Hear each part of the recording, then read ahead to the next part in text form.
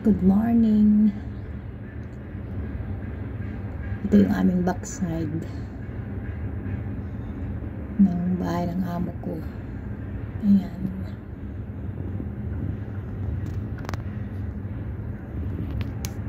Walang magawa. Kaya mag-video para ma-share ko naman sa inyo kung ano yung views dito sa aking kinaroroonan ngayon. Dito sa new territory. Ganito pag umaga, ganito ang view niya. Ayan. Lahat na ng tubig tinatabunan para pagpatayuan ng magagandang park. Ayan dinagdagan na naman. Pinasikip na ang ilog. Ayan. Pero napakalinis ng kanilang ilog dito. Yan, puro building na makikita mo dito. Bundok. Magkabilaan. Yan, ito yung backside ng aming building. Yan. Kaya malamig dito dahil maraming kahoy-kahoy din dito. Bundok siya. Sa may right side ng aming building naman is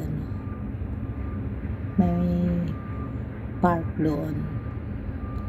Ganito siya. Yan. Yan, may train siya.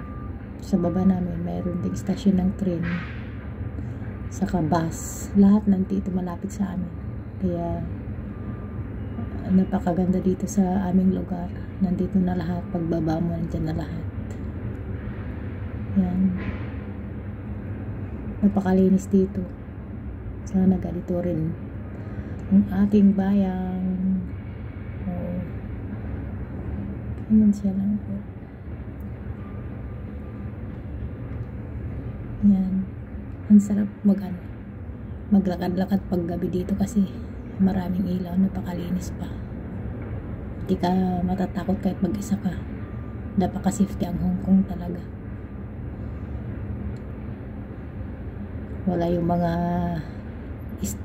naka-standby dyan sa kanto-kanto. Lahat. Paggabi tahimik na. Marami ding nilalakad pero mga mabubuting tao sila. Ayan o. Ayan.